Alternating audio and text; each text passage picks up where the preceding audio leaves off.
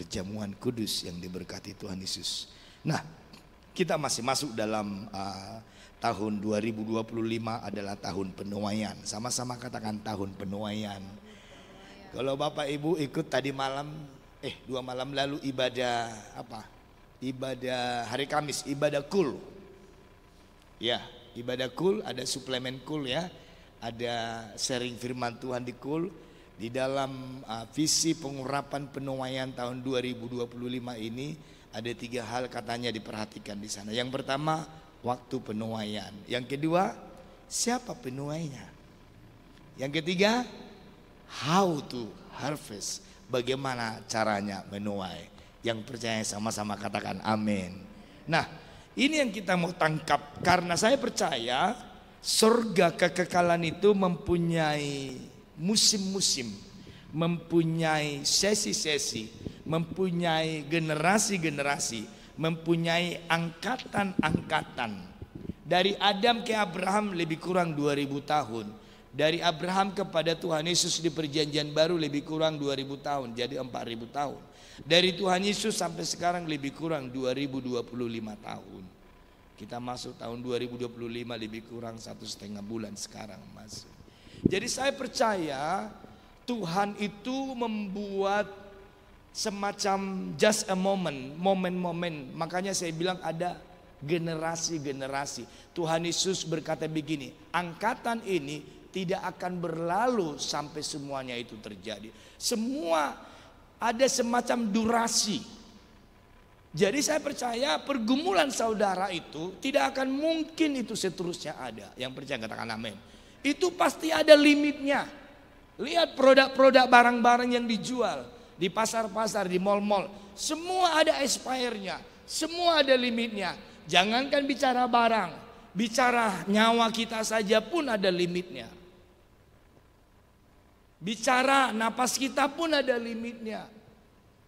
Makanya Bapak Ibu, kita ini harus selalu standby. Saya baca satu kalimat begini Bapak Ibu.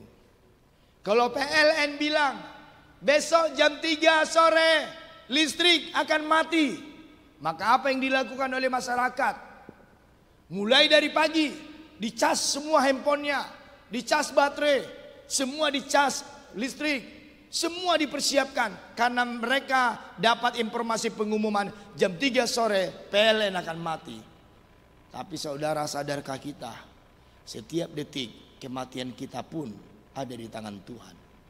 Pertanyaannya, persiapan yang sama Anda lakukan nggak? Orang PLN aja mau mati jam 3 sore besok kita sudah kerasa kerusuk. Itu cuman listrik loh, cuman PLN. Bagaimana dengan nyawa kita? Tiap detik nyawa kita nggak ada jaminannya kalau bukan di tangan Tuhan.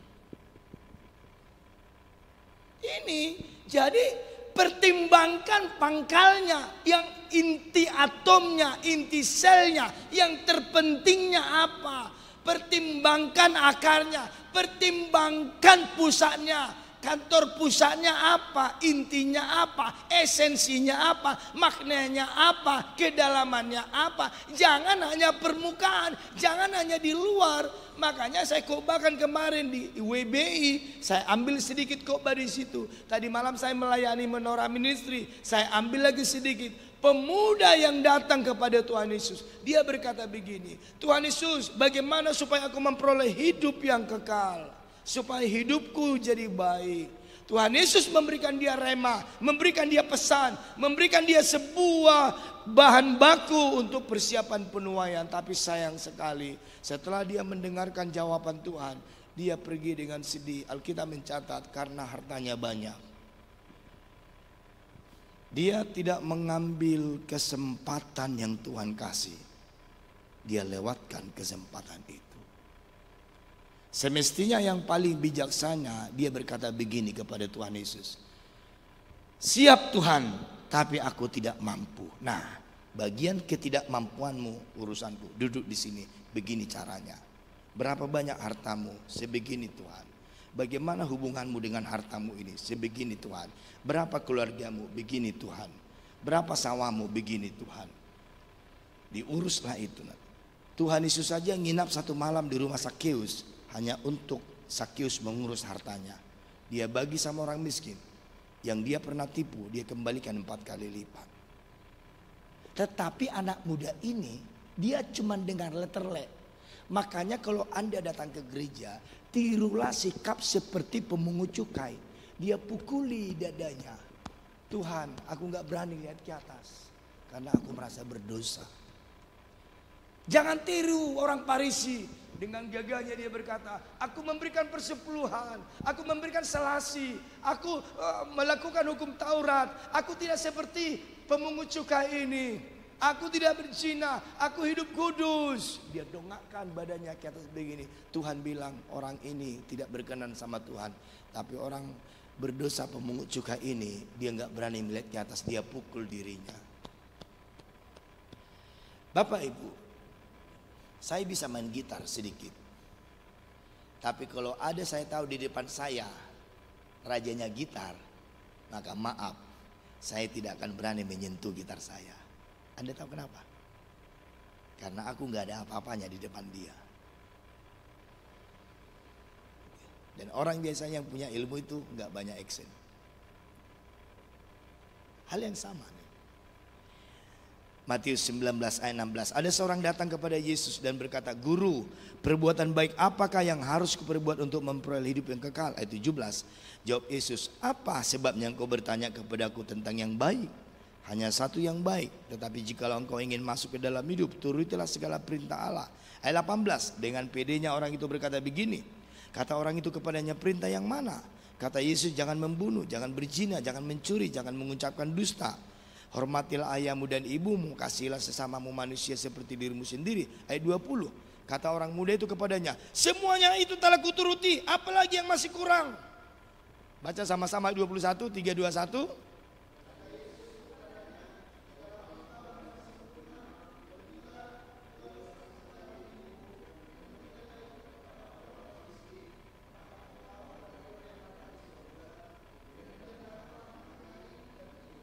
Ketika orang muda itu mendengar perkataan itu, ketika dia dengar letterlet itu, ketika dia dengar 3 kalimat itu, pergilah ia dengan sedih sebab banyak hartanya.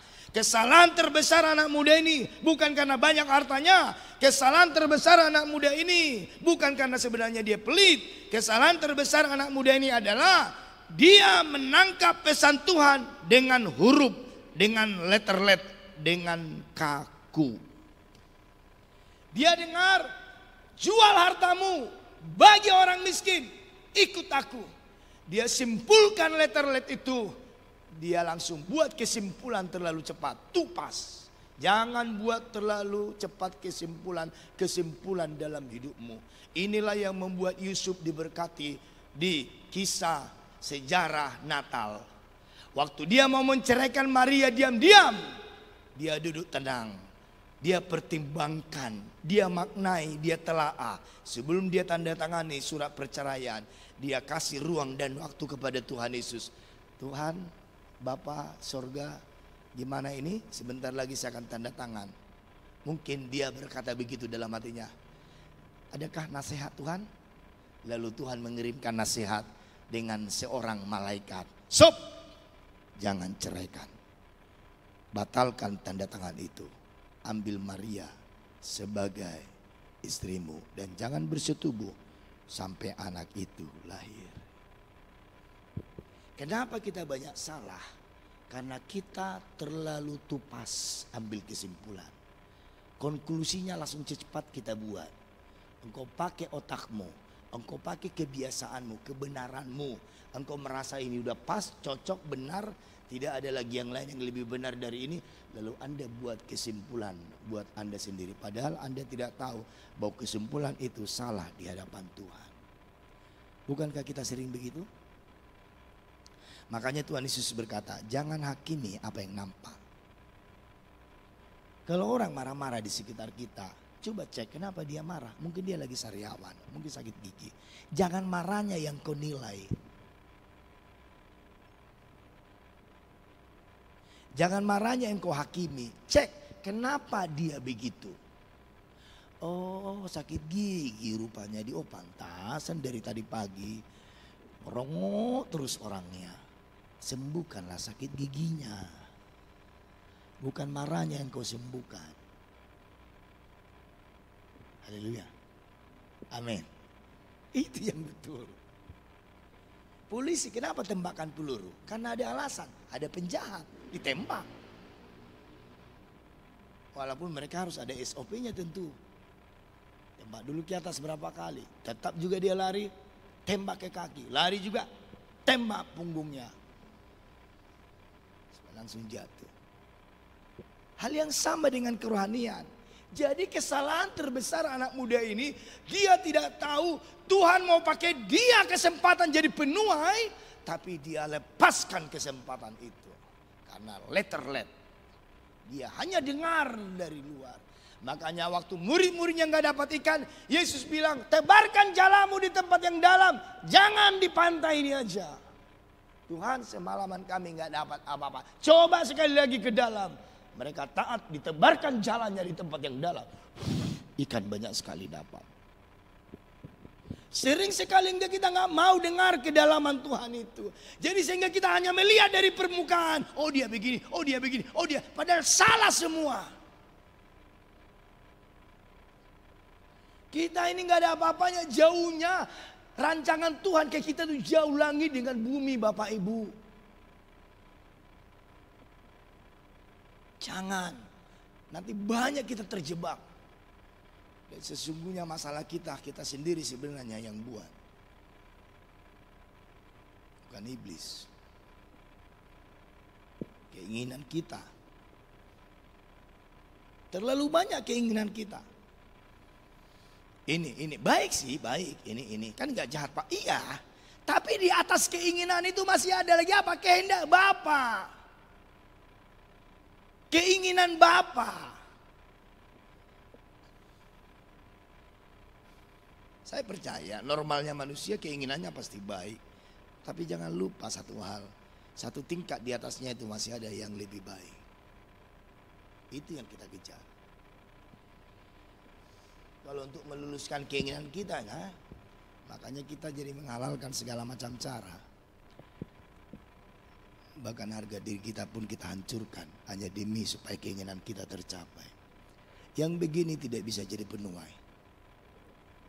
Semestinya dia berikan ruang dan waktu kepada Yesus. Tuhan Yesus, tolong sekali lagi. Tadi apa bilangnya? Jual hartamu bagi orang miskin, ikut aku. Bagaimana caranya Tuhan? Nanti kan Tuhan ajarin. Ini, gini. Itu prosesnya menurut saya bisa setahun. Tapi dasar anak muda ini langsung dia pikir gini. Bah, enak kali lah orang ya. Aku ngumpulin kerja, banyak hartaku, aku kasih begitu saja. Setelah itu aku ikut Tuhan Yesus. Bah, pendek kali pikirannya. Jadi anak Tuhan jangan pendek pikiranmu. Begitulah kita di tahun penuhan ini. Kalau Anda dan saya enggak besar hatimu dengan Tuhan, kita seperti anak muda ini lewat pengurapan itu. Langsung pergi katanya. Langsung pergilah anak muda ini. Aduh kasihan sekali. Coba dia ajak dulu Tuhan Yesus ngopi. Diajak ke Kopi Yes duduk sambil ngobrol sharing. Nanti Tuhan kasih hikmat. Begini. Unang hudus-hudus. Unang itorbay sudah sengono takmi. Nanti diajarin. Loh, Mazmur 73 saya sudah khotbahkan kok. Si Asap. Dia nggak ngerti semua. Kau orang jahat, kau makin enak, kau makin sehat. Loh, aku tiap hari banyak kali ujian. Kau tetanggaku nggak pernah ke gereja, kau baik-baik aja, malah naik pangkat posisi suaminya. Loh kita belum tentu besok ada beras. Bingung si Asap. Kenapa hidup begini? Mungkin aja dia pikir Tuhan itu tidak adil. Tetapi apa yang dia lakukan? Dia berikan ruang dan waktu kepada hadirat Tuhan. Mazmur 73.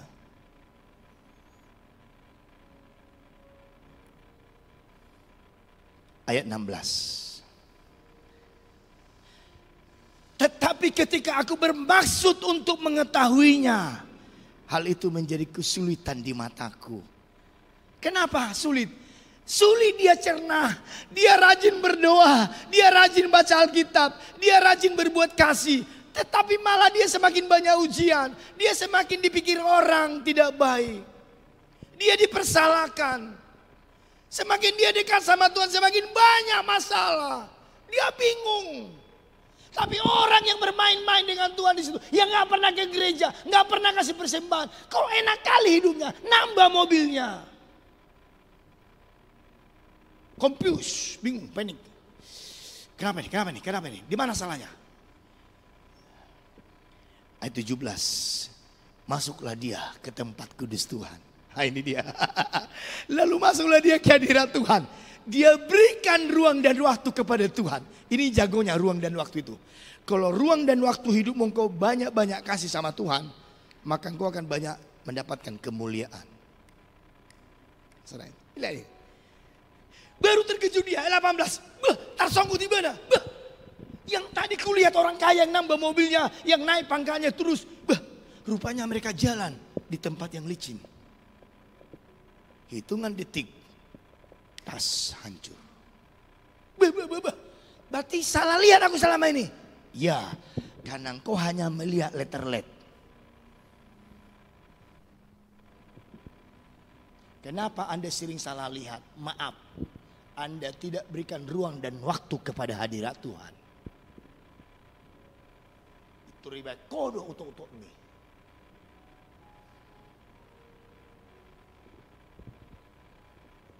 Sesungguhnya di tempat licin kau taruh mereka, kau jatuhkan mereka hancur. 19, sekejap mata mereka binasa, lenyap habis. Wih, sekejap mata loh. Itu sekejap mata itu begini nih. Bapak Ibu lihat mata saya, ini sekejap mata. Baru dia tahu yang dia lihat tadi enak-enak, mobil banyak nambah, makin naik pangkatnya makin banyak uangnya, kelihatannya sehat. Dia lihat dari kacamata hadirat Tuhan, sekejap mata hancur orangnya, mati.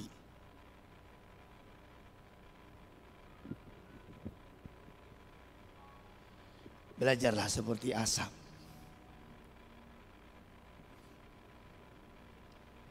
Ayat 20, seperti mimpi pada waktu terbangun ya Tuhan. Rupanya baru dia sadar mereka itu hina di hadapan Tuhan. Baru dia tahu, oh jadi ujian yang aku alami selama ini Tuhan itu adalah muliamu. Iya, baru tahu kau sekarang kan. Kebenaran yang kau lakukan, kasih yang kau perbuat, nilainya itu mulia di hadapanku. Unang bereng tetanggami, nama nambah keretana, nambah tanahnya.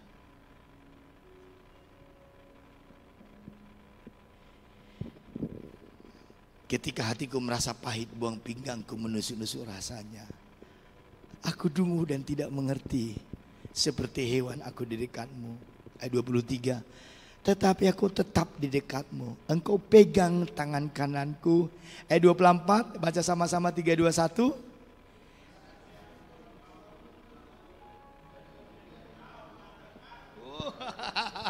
Baru dinasehatin dia pelan-pelan sama Tuhan. Baru ditunggu Tuhani tangan Nabuti dibawa kepada kemuliaan. Baru dia dapatkan Tuhan. Rupanya selama ini aku gak ada apa-apanya. Betul. Selama ini banyak kali kau salah lihat.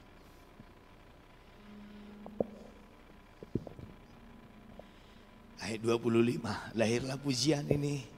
Siapa gerangan ada padaku di sorga selain engkau. Selain engkau tidak ada yang kungini di bumi. Mari Bapak Ibu tangkap momen penuaian ini.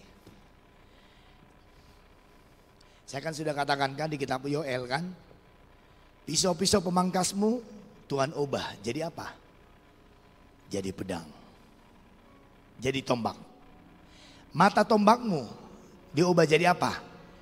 Jadi pedang. Mari kita lihat ayatnya. Di ayat yang terakhir sebelum kita doa, Yoel pasal 3. Ayat yang ke-11, ayat ke-10. Tempalah mata bajakmu menjadi, dan pisau-pisau pemangkasmu menjadi. Baiklah orang yang tidak berdaya berkata, aku ini pahlawan. Kalau engkau merasa sekarang kau sedang lelah, lemah, tidak berdaya karena situasional masalah, engkau berkata di tahun penuhan ini, aku pahlawan. Kenapa?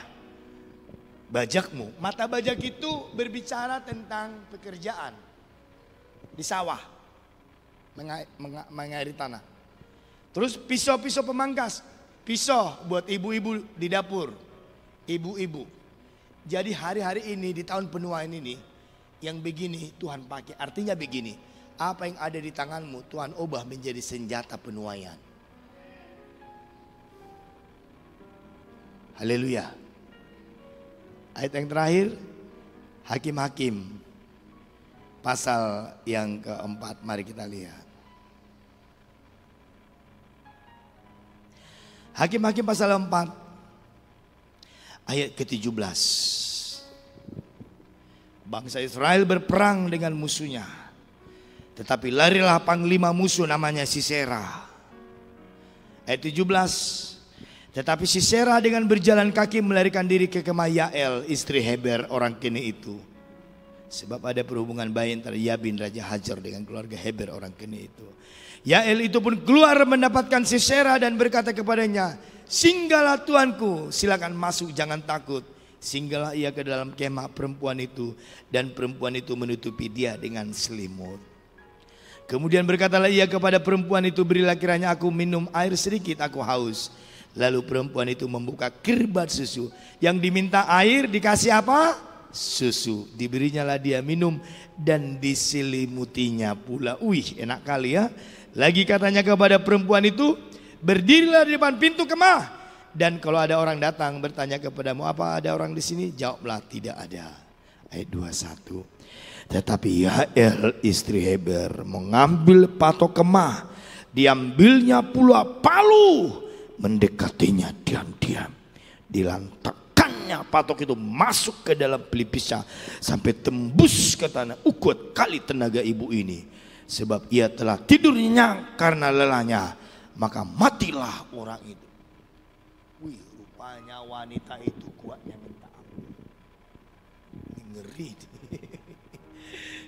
Ibu ini diambil patok kemah, dilantakkan ke kepala raja musuh itu, panglima itu.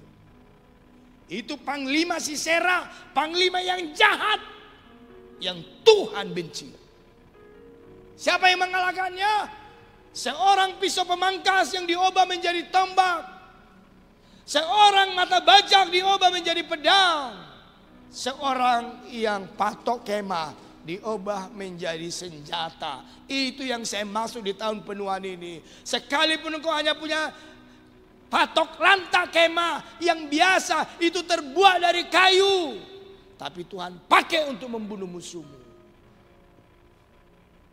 Dia minta air dikasih susu. Saudara tahu kenapa dikasih susu? Supaya dia tidur nyenyak. Anda pernah baca enggak momen ini? Ini di Alkitab Bapak Ibu. Inilah yang saya maksud dengan firman Tuhan, bahwa Tuhan pakai engkau dengan aku di dalam pengurapan penuaian ini dengan alat-alat yang biasa.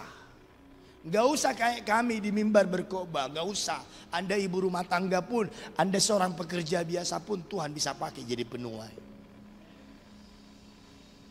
Siapa yang bisa? Barak mana bisa membunuh Sisera ini? Deborah mana bisa membunuh Sisera ini? Pasukan Israel mana bisa membunuh? Siapa yang membunuh panglima musuh Sisera? Seorang wanita ibu rumah tangga yang biasa.